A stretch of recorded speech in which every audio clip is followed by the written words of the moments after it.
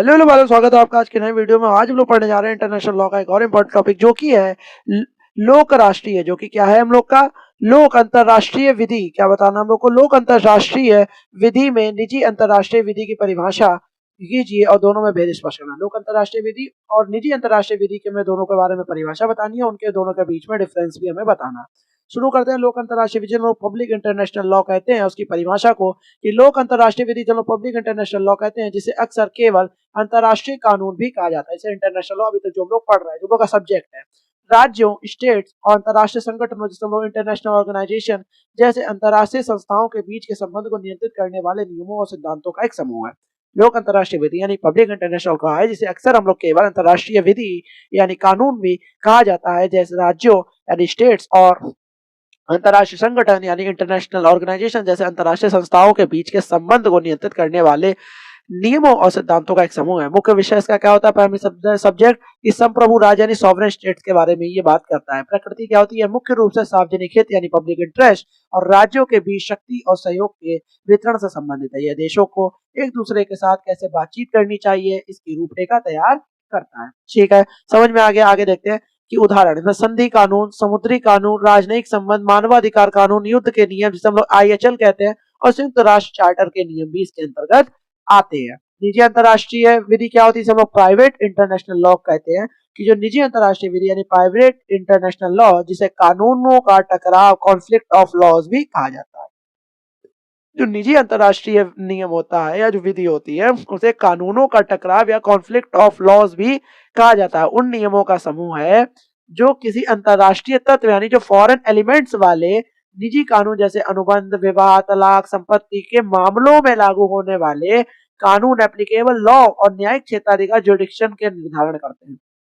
निजी अंतरराष्ट्रीय विधि की जो क्या होते हैं, जिसे कानून का टकराव या कॉन्फ्लिक्ट ऑफ लॉज भी कहा जाता है, उन नियमों का समूह है, यानी उन जो रूल्स का एक पूरा ग्रुप है जो किसी अंतरराष्ट्रीय तत्व, कोई फॉरेन एलिमेंट हो गया, उस वाले निजी कानून जैसे कि अनुबंध, विवाह, तलाक, संपत्ति के मामलों में लागू होने वाले कानून जो एप्लीकेबल लॉ होते हैं, और जो न्यायिक क्षेत्राधिकार हो गया जुरिडिक्शन का निर्धारण करते हैं।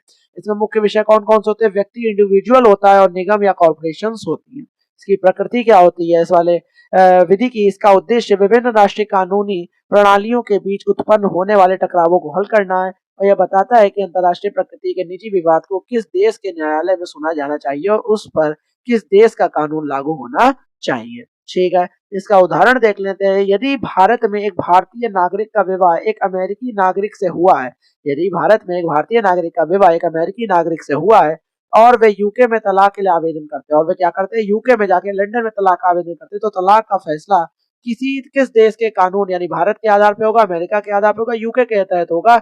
यह निजी अंतरराष्ट्रीय विधि ही निर्धारित करती है। समझ में आ गया? बहुत ज्यादा सिंपल उदाहरण मैंने इसके अंतर्गत दे दिया आपको। लोक और निजी अंतरराष्ट्रीय विधि में हम लोग अब डिफरेंस देख लेते हैं।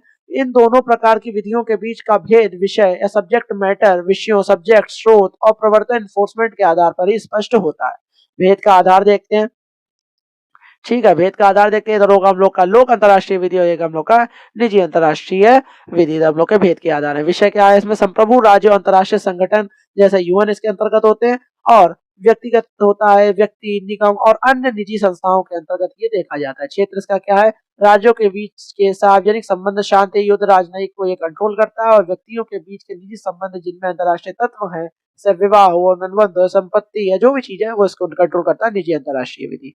स्रोत इसके अंतर्गत कौन कौन से आते हैं? मुख्य रूप से संधियां और कस्टमरी लॉ, जिन्हें रूढ़िवादी रूढ़ी कहते हैं।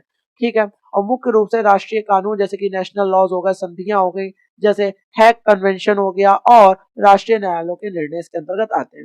प्रवर्तन देखते हैं तो इन्फोर्समेंट केंद्रीकृत होता है, या राज्यों की सहमति, राजनयिक दबाव, आर्थिक प्रतिबंधों या अंतरराष्ट्रीय न्यायालयों पर निर्भर करता है। यह केंद्रीकृत होता है, यह एक विशेष देश के राष्ट्रीय न्यायालयों द्वारा लागू और प्रवर्तित होता है। ठीक है, उद्देश्य क्या होता है? ऑब्जेक्ट इसका कि अंतरराष्ट्रीय समुदाय में व्यवस्था और शांति बनाए रखना, और व्यक्तियों के अधिकार और दायित्वों से जुड़े कानूनों के टकराव को हल करना होता है। इसमें स्थान देखें, लोकेल देखें तो मुख्य रूप से अंतरराष्ट्रीय क्षेत्र का होता है। इसमें मुख्य रूप से राज्य की कानूनी प्रणाली के भीतर यानी घरेलू कानून का यह एक हिस्सा होता है।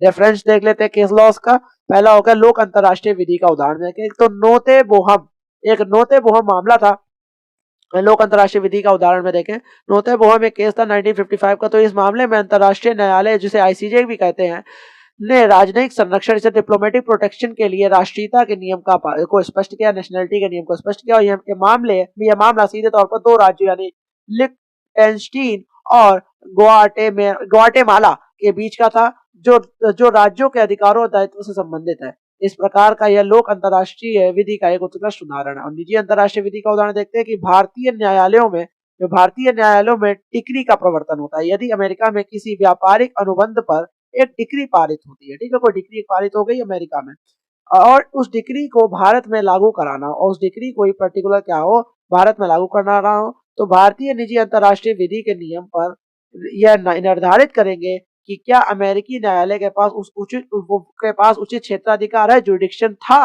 या क्या निर्णय योग्यता के आधार पर दिया गया था, और क्या इसे भारतीय सार्वजनिक नीति के विरुद्ध नहीं माना जाएगा। ये क्या करेगी, निजी जो अंतर्राष्ट्रीय विधि तय करेगी।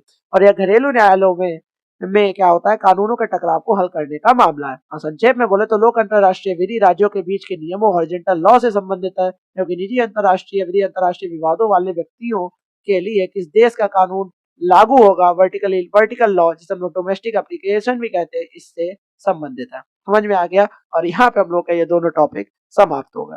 मेरे आपको बहुत अच्छे समझ में आ गया होगा। ऐसे ही वीडियोस आपके लिए आते रहेंगे सभी इंटरनेशनल लॉ के और भी काफी सब्जेक्ट्स के। तब तक के लिए जय हिंद, जय भारत।